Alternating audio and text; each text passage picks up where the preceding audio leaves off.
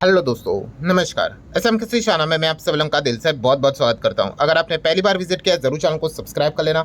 उसी के साथ साथ free stock market classes yesterday इस चैनल के ऊपर एक नया लेक्चर अपलोड हुआ था। अगर आपने नहीं देखा है तो जरूर देख लेना, उसका लिंक मैंने ऊपर आई बटन पे दिया है। और आज के दिन की बात करें तो let's learn stock market and finance इस चैनल के ऊपर भी एक नया लेक्चर अपलोड यहाँ पे हो चुका है। सो दोनों वीडियो के लिंक आपको ऊपर आई बटन पे नीचे डिस्क्रिप्शन में यहाँ पे मिल जाएंगे। सो चले दोस्तों, फिलहाल तो इस वीडियो को स्टार्ट कर लेते हैं।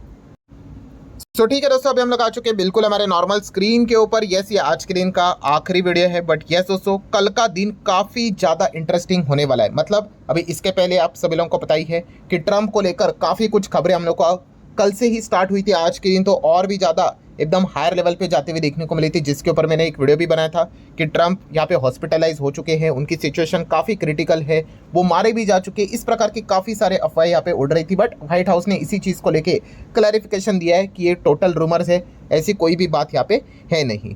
सो फाइनली हम यहाँ पे कह सकते हैं दोस्तों, उसके बाद अब ट्रंप का जो ट्रुथ सोशल है वहाँ पे उन्होंने एक बहुत बड़ा मैसेज यहाँ पे पोस्ट किया है।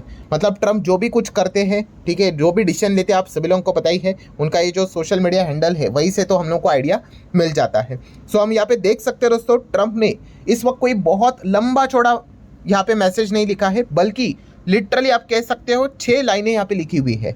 बट जिस प्रकार की भाषा उन्होंने इस्तेमाल की है दोस्तों, मतलब आप सोच भी नहीं सकते। मतलब किसी देश को लीड करने वाला एक इंसान इस प्रकार की भाषा का इस्तेमाल कर रहा है। मतलब यहाँ पे आप देख सकते हो उन्होंने क्या लिखा है कि Tuesday will be power plant day and bridge day, all wrapped up in one in Iran. मतलब वो साफ साफ यहाँ पे धमकी दे रहे हैं कि ट्यूसडे के दिन वो क्या करेंगे, 2 टारगेट्स को यहाँ पे ऑलरेडी लॉक कर चुके हैं। एक है पावर प्लांट एंड दूसरा है ब्रिज। जिस प्रकार से उन्होंने लिखा है power plant day and bridge day, so इन चीज़ों को वो टारगेट यहाँ पे करने वाले हैं। और साफ लिखा है कि एक ही दिन में ये सारी चीज़ों का हम लोग यहाँ पे निपटा देंगे।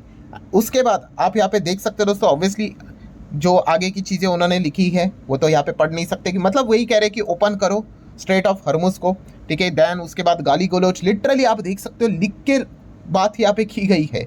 सो मतलब 2-3 बार मैंने भी लिटरली चेक किया कि क्या ये सच है कि कोई दूसरा मैसेज है, क्या कोई फेक है। बट लिटरली उन्होंने इस प्रकार का भाषा का इस्तेमाल यहाँ पे किया हुआ है।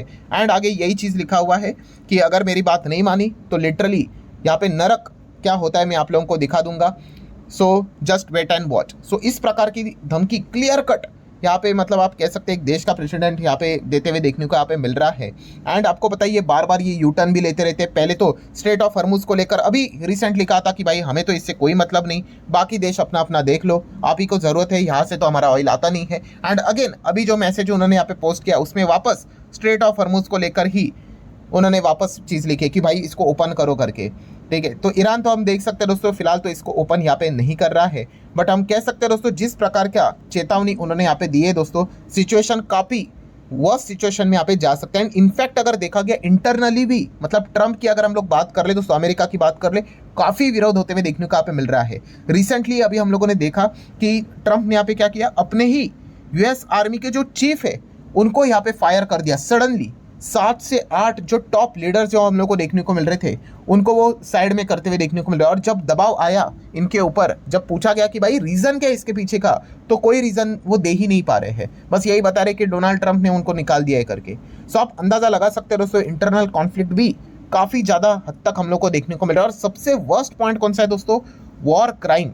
वॉर क्राइम क्या होता है दोस्तों कि देखिए किसी भी देश पे अगर मतलब जंग अगर होती है, किसी भी देश के बीच में ए एंड बी जंग चल रही है, सो दोनों एक दूसरे के मिलिट्री इंफ्रास्ट्रक्चर के ऊपर अटैक करते हैं। पर जब कोई एक देश दूसरे देश के सिविल इंफ्रास्ट्रक्चर के ऊपर अटैक करना स्टार्ट करता है तो फिर वो वॉर क्राइम होता है। मतलब जैसे कि अभी ट्रंप ने यहाँ पे बात यहाँ पे साफ साफ लिखी है कि वो पावर प्लांट को टारगेट करेंगे। पावर प्लांट मतलब आप सोच कर देख लो, बिजली कट हो जाएगी। बिजली किधर इस्तेमाल नहीं होती है, हर जगह पे इस्तेमाल होती है। स्कूल की बात कर लो, कॉलेजेस की बात कर लो, हॉस्पिटल की बात कर लो, कितना इंपॉर्टेंट चीज़ होता है बिजली का, तो उसको वो टारगेट करेंगे। देन उसी के साथ साथ ब्रिज को टारगेट करेंगे, कनेक्टिविटी होती है। हालांकि उनका तो अपना यही रहता है तर्क कि इसको मिलिट्री बेस के लिए इस्तेमाल होते हैं, इसीलिए हम लोग इसको यहाँ पे अटैक कर रहे हैं, टारगेट कर रहे हैं।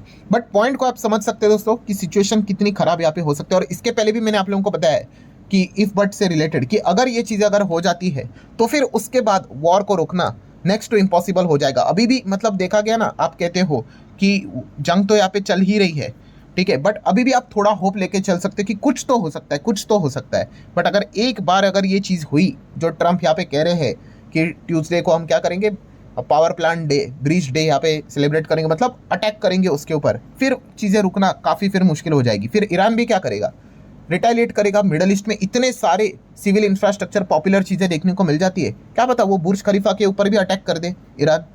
सो ये मतलब फिर बहुत ही ज़्यादा सिचुएशन काफ़ी गंभीर यहाँ पे हो सकती है। सो व्हाट नेक्स्ट में क्या रहेगा दोस्तों, तो डेफिनेटली जिस प्रकार से ट्रम्प ने यहाँ पे धमकी दी है कि हम क्या करेंगे, ट्यूसडे को अटैक करेंगे, तो लेट्स सी अब ट्यूसडे तक कुछ होता है नहीं होता है।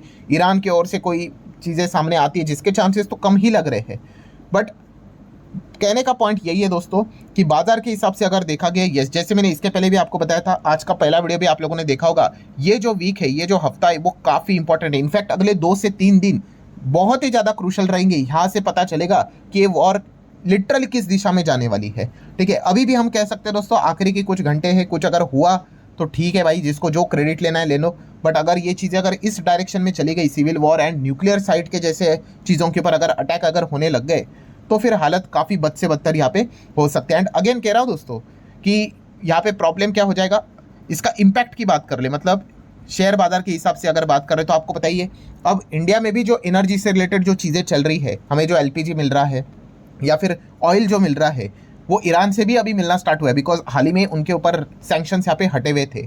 सो जस्ट इमेजिन अगर ये सिचुएशंस अगर होने लग गई तो clear cut supply chain disturb यहाँ पे हो जाएगा। ऑयल से रिलेटेड, गैस से रिलेटेड जो सिचुएशन है काफ़ी गंभीर यहाँ पे हो जाएगी, एंड इसके परिणाम मतलब आप क्लियर कट मार्केट के ऊपर, ग्लोबल मार्केट के ऊपर इजीली यहाँ पे देख सकते हो। एंड जैसे कि आप सभी लोगों को पता है दोस्तों कि अगर ये चीज़ें अगर हुई तो एंटायर मिडल ईस्ट से रिलेटेड जो जो कंपनियां यहाँ पे बिजनेस करती है, यस, उनका तो रेवेन्यू तो बहुत ही बुरी तरीके से डैमेज यहाँ पे हो ही जाएगा। बहुत सारे कंपनीज के तो ऑलरेडी लाखों करोड़ के प्रोजेक्ट्स वहाँ पे चल रहे हैं, पूरी तरीके से वो फंस जाएंगे, क्योंकि ये सिचुएशन नॉर्मलाइज नहीं होती है तब तक तो प्रोजेक्ट की क्या ही बात करें। तो ऑलरेडी मैं इसके ऊपर वीडियो बना चुका हूँ कि मिडल ईस्ट में कौन कौन सी कंपनियां यहाँ पे काम करती है। जितना वॉर एस्केलेट होगा उतना ही उन कंपनीज के लिए झटका लगते हुए देखने को मिलने वाला है। खास करके तो रियल एस्टेट वाले तो बहुत ही ज़्यादा डरे हुए रहेंगे, क्योंकि अगर ये चीज़ें अगर उस दिशा में चली गई तो रियल एस्टेट की तो हालत ऑलरेडी जो खराब यहाँ पे हो चुके हैं मिडल ईस्ट में, आप सभी लोगों को पता ही है, वो कितनी और ज़्यादा खराब हो सकती है, आप अंदाज़ा यहाँ पे लगा सकते हो। सो ठीक है दोस्तों, जो लोग यहाँ पे सोच रहे होंगे कि कौन से वीडियो की मैं यहाँ पे बात कर रहा हूँ, ये वाला वीडियो, इसमें मैंने आप लोगों को सारे वो कंपनीज बताए हैं जो मिडिल ईस्ट से रिलेटेड अच्छा खासा रेवेन्यू जनरेट करती है, ठीक है। वो एक पैनिक मोड में तो जरूर यहाँ पे रहेंगे ही रहेंगे, तो आप चाहो तो इस वीडियो को यहाँ पे देख सकते हैं। यहाँ पे डिटेल में सारी चीज़ें मैंने कवर यहाँ पे की है। सो लेट्स सी अब एग्जैक्टली आगे क्या होता है। एंड अगेन कल का दिन की बात कर ले, परसों के दिन की बात कर ले, काफ़ी क्रूशल्स यहाँ पे रहने वाले हैं, ठीक है। अगेन बियर वाले इस प्रकार की खबरों का फायदा उठाकर ज़्यादा पैनिक फैलाने की भी कोशिश यहाँ पे जरूर कर सकते हैं। सो लेट्स सी एग्जैक्टली अब आगे क्या होता है। सो आशा करता हूँ दोस्तों वीडियो हेल्पफुल लगा होगा, चाहो तो आप इसको लाइक एंड शेयर यहाँ पे कर सकते हो। अब डायरेक्टली मिलते हैं कल, तब तक के लिए बाय बाय।